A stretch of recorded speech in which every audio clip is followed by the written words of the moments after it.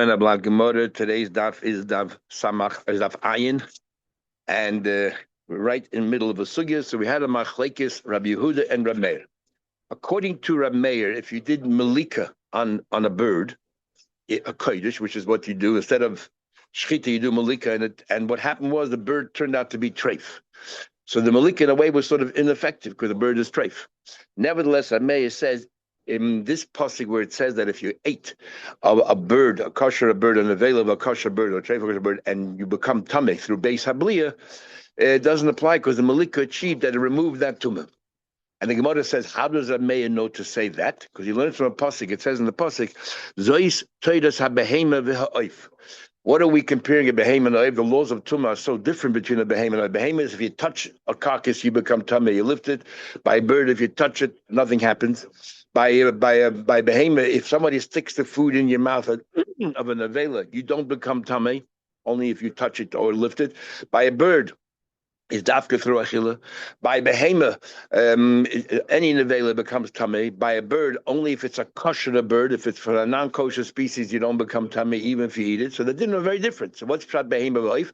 He's coming to teach you that just like by behema, if you shechted a behema, it turned out to be that it was treif.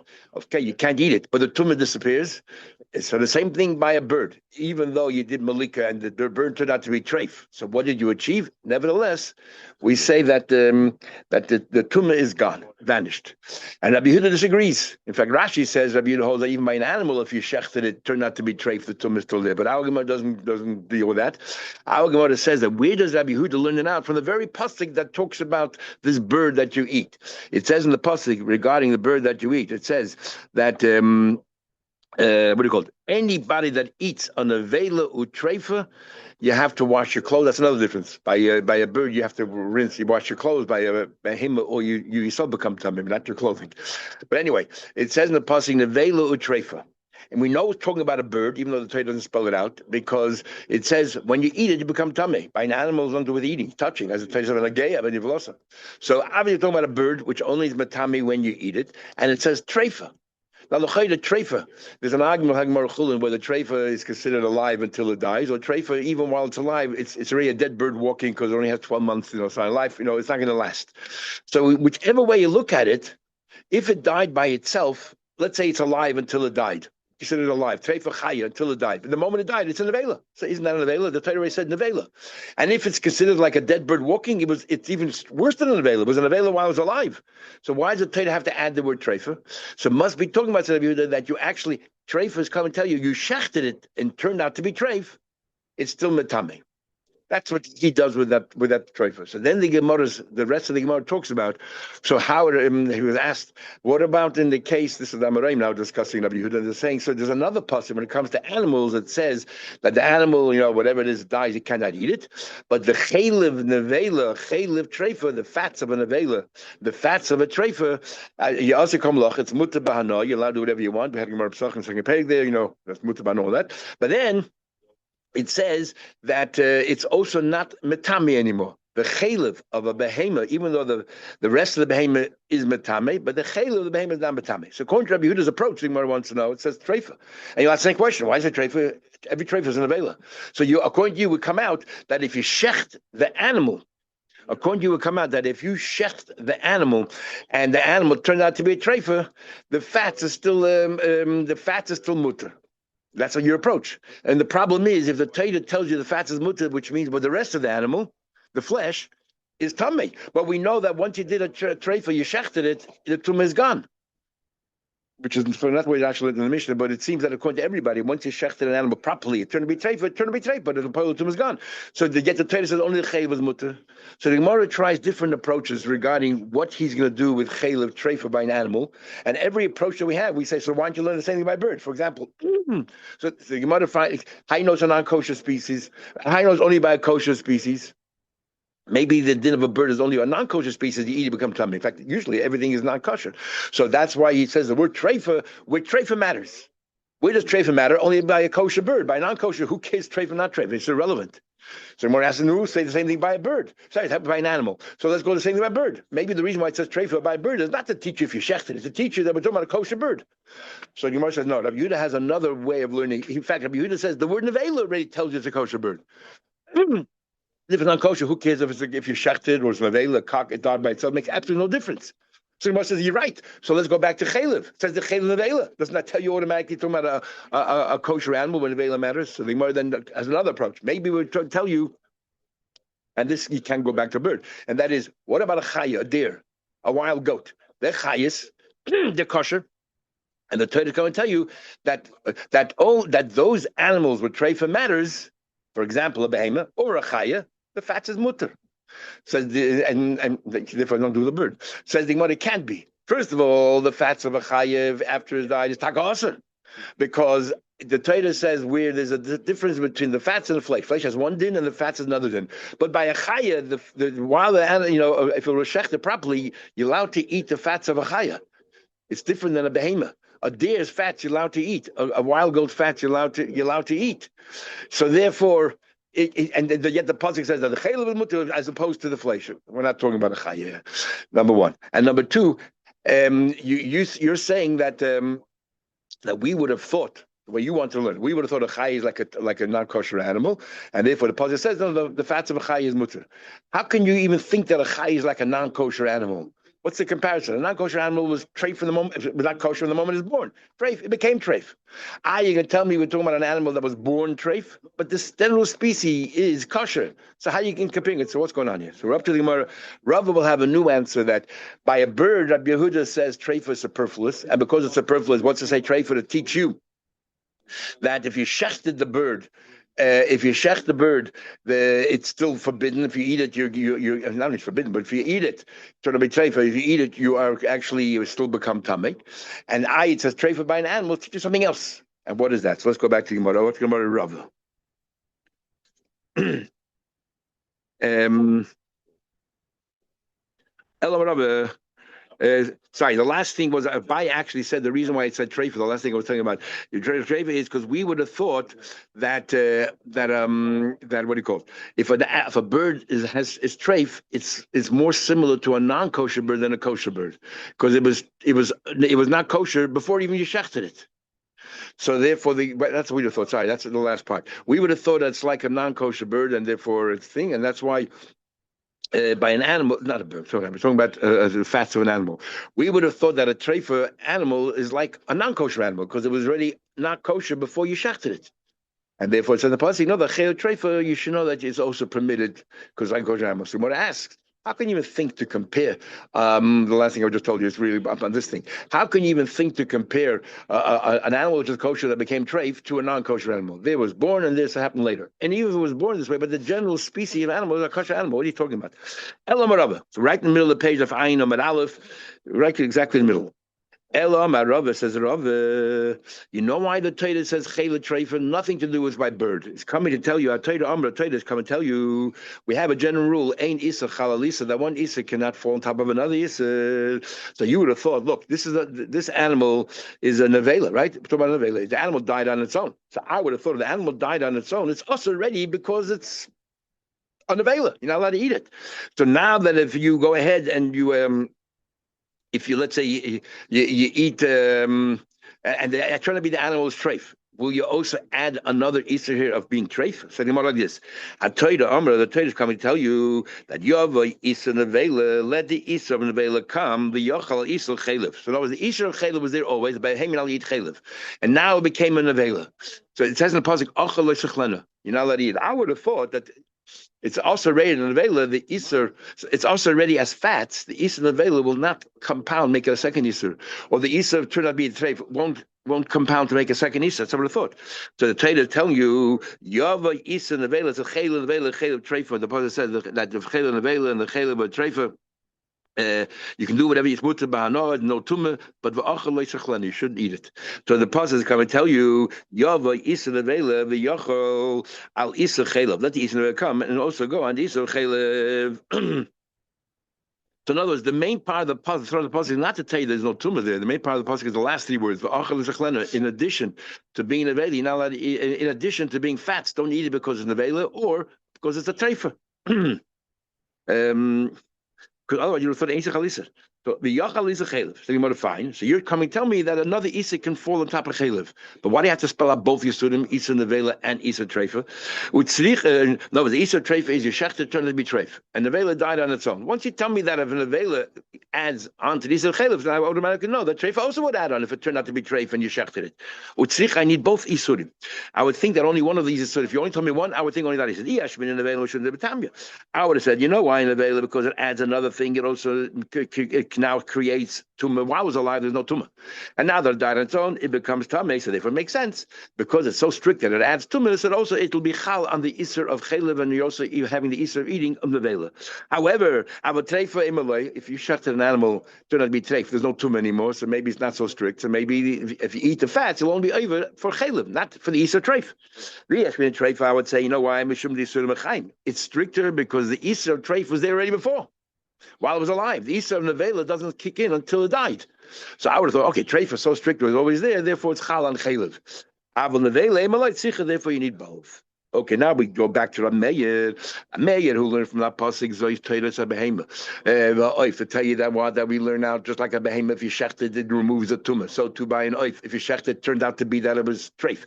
It removes the tumah. So what does he do talking with that word treif or by a bird where it says nevela treif? Was it the treif is an extra word? When I made hi treif, what is the word treif? You know what he needs it for? Me boy, he needs it for limute to exclude shchita shehi lifnim. What happens if you shechted the bird inside? What happens if you shecht the bird inside the Beis Hamikdash?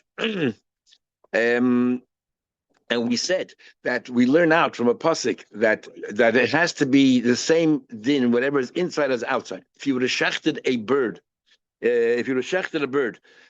example, chulin. If you shecht the bird outside, it's perfect. That's what you're supposed to do. So if you shechted chulin inside, we said that there's no tumah anymore, even though it's the wrong thing to do. Put birds inside, basically have no malika. You did shchita, but because it wouldn't be the same din outside as inside. So therefore, we say when that pasuk says the vela has to be the vela, treifa, just like the vela is uniform wherever it is, so too treifa has to be uniform. So therefore, if you shechted a bird inside the Beis Hamikdash, the tumah is gone, even though you did the wrong activity. You're supposed to do malika, shchita, to do anything. It takes away the tumah. Because if you did the bird outside, nothing would have happened. And that's how you learn nevela and treif. Just like nevela, it's everywhere treif also. So the Gemara and Rabbi Yehuda, and that's be like treif, yeah. And treif also, wherever it is, it's treif. But Rabbi Yehuda, so that's what we learn the word treif. Rabbi Yehuda, treif, how does he know that din? That if you shechted a bird, a chulin, inside the Beis Hamikdash, it does remove the tumah. It's effective in that regard. And because we compare it to outside, it has to be uniform, but Rabbi Yehuda doesn't have the word treif for that. Rabbi Yehuda treif achirin. Rabbi Yehuda has a different treif. We had this whole machlek Rabbi Yehuda Meir, whether if you did malika on a bird and turned out to be treif, whether we say that the tumah disappears or not, because l'chayda it became treif. Rabbi Meir says yes, even though you didn't achieve anything with your malika, because you can't eat it. Nevertheless, it takes away the tumah. And he learns from pasuk behema and oif. And Rabbi Yehuda says no, that since he didn't achieve anything, it is still tamei. And where does he learn out from? Because by a bird it says nevela utreifa. What do you need to put treifa? Every treifa is nevela. The fact is that it dies. It's in effect a shchita. Right now, if we take treifa without shchita, it's just a bird that died. Who cares if the bird turned out to be treif? It's a nevela. Unless it's talking about you actually shechted it and turned out to be treif. And yet the pasuk says that if you eat it, you become tamei. So this is my daya. So now we're discussing Rameh, what he does with that word treif. After we had this whole discussion, the Gemara, Rabbi Yehuda trying to understand, we have another pasuk by an animal treif. What does he do with it? And now we went to Rameh and said, Rameh, so what does he do with the word treif by a bird? He learns from the word treif, bird. A treif is an isa that's uniform everywhere else. So the same thing, when does a bird, when you eat a kosher bird, become tamei? Only if whatever the isa is would be everywhere. Let's say if you shechted a bird inside the Beis Hamikdash, which l'chayda is no good because you have to do malika, nevertheless the tumah is gone. You know why? Because that same bird, had you shechted it outside the Beis Hamikdash, it would have been the proper way of being mated it. And how's he learn that from word treifa? So if the Gemara asks, so how's a beautiful learn that then? If you use a treifa for shchita, then the Gemara treifa achring says there's another pasuk which says exactly the same thing, and therefore it says over there. So one is on top, one is shmini b'chol nefesh, asher teichel nevela treifa, and so on and so forth. It says nefesh, asher teichel nevela treifa. Again, whenever it says teichel, the problem is eating. We know it's talking about a bird, because by an animal it's touching or lifting. It says teichel must be only some. It must be a bird. Nu what I may do with the second treifa? He doesn't need two treifas. He has because he holds that if you taka shechted it, the tumor goes away. So he uses treifa only to tell you that what if he shechted a bird inside the base of Mikdash? What do with the second treifa? Like we just said, that one if you did a chit inside, and one is to tell you that how do you know if a non-kosher bird? How do you know it's only about a kosher bird? So we have the word treifa to tell you only in those birds, but treifa is an issue. By a non-kosher bird, treifa is not an issue. Whether it's treifa, who cares? Makes no difference. And how's that you know that? How did you know we're talking about a kosher bird? We already said it before. He says Gemara because it says nevelu treifa. So he focuses on the word nevela. Only those birds where nevela is an issue. By a not kosher bird, it makes absolutely no difference whether it's a nevela or whether you shechted it. So nevela is not an issue. He learns from the word nevela. Rameh is what does he do with the word nevela? But Rameh, hi nevela my overlay. What do we use the word nevela for? He doesn't need to tell you that it's word nevela issue because he learned from the word treifa. L'shir achila b'kazayis. How much do you have to eat to become tamei a kazayis? So what's the big deal? Every time it says achila, we know it means a kazayis. Tam achila kazayis. V'tevele mikra kama mid'avke lachmam loshon achila. The Torah uses word achila, and achila means a kazayis. Says the Gemara, there's two parts of a kazayis. One is you have to eat the share of kazayis, achila kazayis, but that doesn't automatically tell you that it's kedei achilas pras. How much time do you have to consume this amount to be considered a yeda kazayis? So we say kadei achilas pras, to eat a half a loaf of bread, machik and Rambam and Rashi, whether it's 4 eggs or 3 eggs, an 8 egg or 6 egg, and whether half is 3 egg or 4 egg, the time it takes. Then we have all the different shittas, what achilas pras is. So one is to tell you kazayis, one to tell you the time. But nowhere else do we need to know that. Everywhere else we automatically assume. Like we had Psachim in the third pedigree. Everywhere else we automatically assume that a kazai is a kedei achilas pras. Why suddenly over here do you need a special limit of kedei achilas pras? So I think about it because as we're going to learn, because this whole din is a unique halacha here. You don't find anywhere else that eating a tummy bird you eat, you don't become tummy. So the whole idea here is a halacha. It's like kedei hakasos, and maybe the laws that we normally have for eating don't apply here either. So the Gemara. But I thought, since the whole idea here is a chiddush, we don't find anywhere else a tumor like this. Now, while you touch it, you don't become tamei. But you eat it, you become tamei. Where else do you have a precedent for that? Nowhere. So therefore, I would have thought the laws are different. No, therefore you need a special pasuk to tell you that din. And Taisha says Rabbi doesn't argue, but he somehow learns it out from one pasuk that once you say kazayis, we use the same rules. We learned the Braise. It says in the pasuk, in that very pasuk we discussed before, that we were asking Rabbi Yehuda where it says treifa by an animal. So the Braise says the fats of an avela, even though the avela is metame, but the fats of the avela, which is mutabah, no, you're allowed to. It's not metame you. Or the fats of a treifa, you shechted, turn to be treifa, it's not metame you. Now, how do we know? As Gemara says, the chalev behema tahira kosher daber. No one does the pasuk say we're talking about kosher animal. It just says chalev behema. Maybe we're talking about a non kosher animal. That a non kosher animal, that the chalev of a non kosher animal after it's dead is not metame. You tell me talking about a kosher animal that died, that the chalev is not metame. Maybe talking about a not kosher animal, pig, that the fats is not metame, maybe. I'll tell you, the pasuk is coming here to give you a chiddush that you should know that you would have thought that it's tamei. I'm telling you, the fats is tight. To tir miklal shchuta, we know that every animal, any animal, on the vela is metame. I don't care kosher or kosher animal. But if you shechted it, then it's not metame anymore.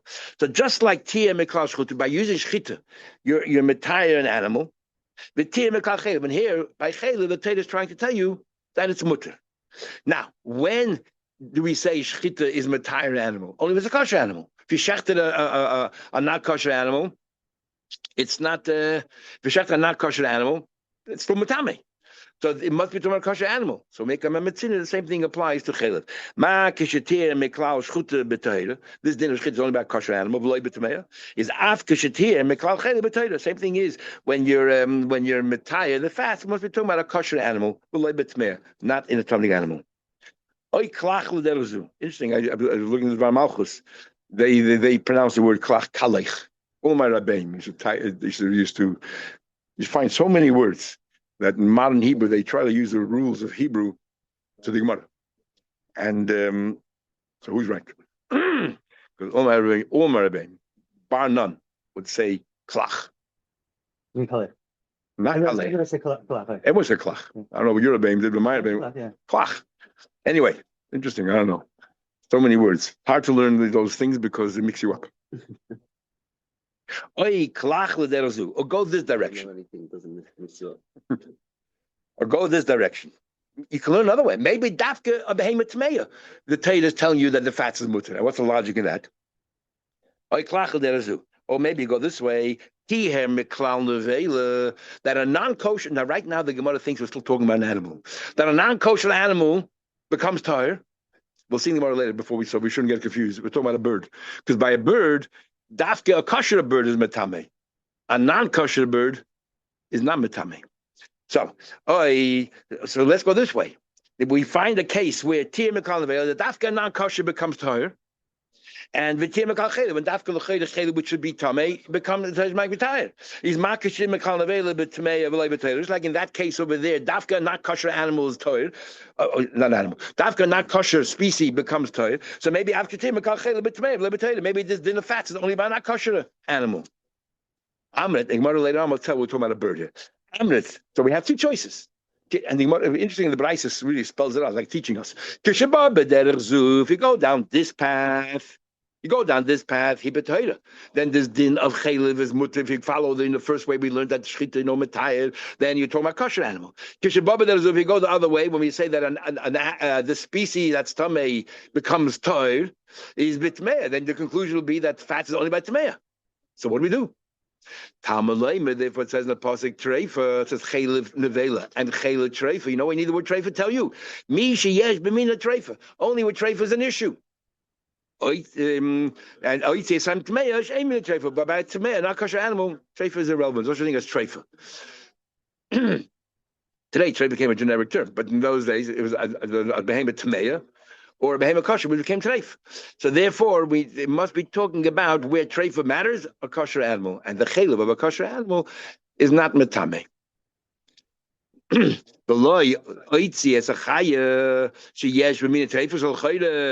If so, let's go a step further. What about a deer? What about a wild goat? We should say the same thing. Since over there treifa is an issue because it's kosher. Since treifa is an issue, it's kosher. So the din should be that the fats of a deer after it let's say it died should be tired. Same thing. So la'itzi is a chaya. I also shouldn't exclude a chaya shed b'min treifa. Treifa is an issue. Should be the same din. But it's not. There's a fat that you're not allowed to eat generally. You're not allowed to eat it, so therefore there's no tumor. But by the fats of a chaya is mutter. It's only the fats of behemoth that's asur. Therefore, we're not talking about a chaya shechelba ubis mutter. Everything is mutter. So the Gemara therefore now has the Brisa here uses a new drasha for the word chaylev treifa or chalev treifa to teach you that we're talking about a kosher animal. Now the Gemara already jumped because I told you talking about a bird, but Pashtup Shabbat talking about an animal. What's the Brisa talking about? That if a not kosher animal dies, it's no longer metame. The behemoth tahiri, the metame, the behemoth tahiri, metame. What are you talking about? The behemoth is not metame. Amalek, the Rav made a comment. Kama savi shibashta. All these old people, they don't know what they're talking about. Say for us on nevelas oif tamei. It's not talking about an animal anymore. Of course, an animal nevela is tamei. We're talking here about a bird, and by a bird is taka fakert. A tamei, a not kosher bird does not generate tumor. It's only nevelas oif tayr. Touching no bird is tamei. It's only when you consume, and only on oif tayr. Amar Rabbi, now we have another machlekes within Rabbi Meir. Amar Rabbi Yechon said, this what Rabbi Meir said, if he did malika on a bird and turned out to be that as treif, it takes away the tumah, is later Rabbi Meir, elabit tmimin. The bird itself had to be, in other words, it was a bird that was rowed to the mizbeach, it was a tamim, turned out to be that as some treif that you didn't recognize, the internal treif. Our Balamum, if the bird of Chatchila was not shaykh to the Mizbech, it was a Balmum, and you did Malika, it does not take away the Tumah. And Abba Loza disagrees. He said, I feel a Balamum, since that species, we don't look at the individual bird, since that species is shaykh to the Mizbech, maybe that's what Pshat is, we'll soon see. Therefore, even though it has personal, even though this is not shaykh to the Mizbech, but it's generally species, it's shaykh to the Mizbech, that's good enough. You did Malika, takes away the Tumah. Says the Gemara, eat manam, we learned, Amar Bibi, Amar Abba Loza. I always learn as Bibi, and I think I looked in the Ramachos has a bay bind or something. Different word altogether. Who knows? What would you? Here in the article they say klach, which is traditionally. Oh, yeah, okay. But there's sometimes the new grammatical discoveries, which now there's a bigger world. So I would see if they put Bidi Avad in Dvar Malchus, it's a good likelihood that they do. Rebbe bringing was spoke Rebbe about spoke of it, yeah, that's the thing. But the name BB, I don't know where it was BB anyway, whatever. It could be that they found some source. With Nekudas. No, some tradition from Hamanado up to Tzvara. Could be. I'm not disputing, I'm just saying it's very interesting. There's a bigger world out there with more research and could be. Eat manami. We learned. Rameir was Matayir Bali Mumin, and he goes a step further. Even kachkas, geese with Tana Goylin and chickens, which are not road to the Mizbech, as long as it's the general species of birds, and you did a malika inside the base. You did a malika inside the base of English. It takes away the tumah.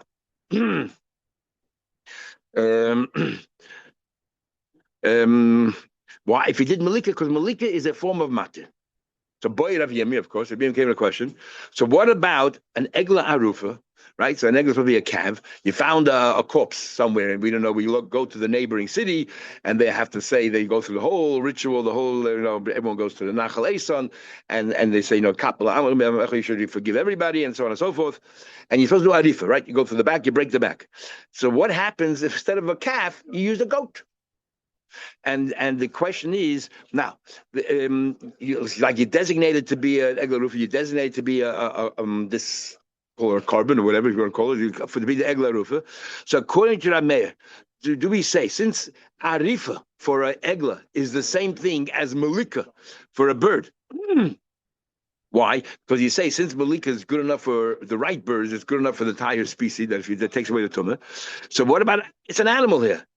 What's metayir an egla? An egla is asabano until you do the arufa part. So what's it takes away the nevela. Once you do the arufa, it takes away the nevela. It's no longer metame.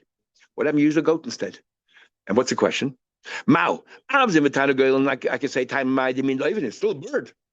Avalez lab mean the egla, but I'm saying a goat is not the same species as a cow. It's an animal.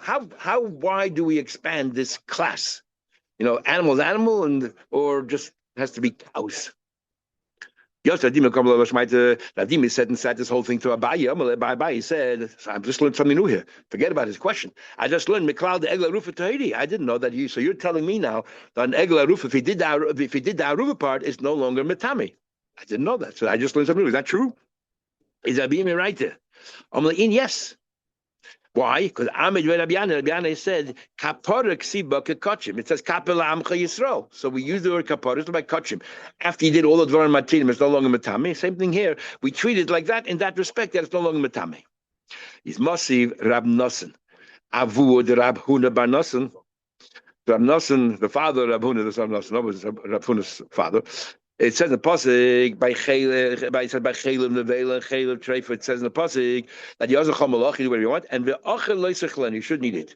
So it says ainly in the Braisa ainly ela Chelim she'asa ba'achila umutabana. All I know is that Chelim, which is you're not allowed to eat.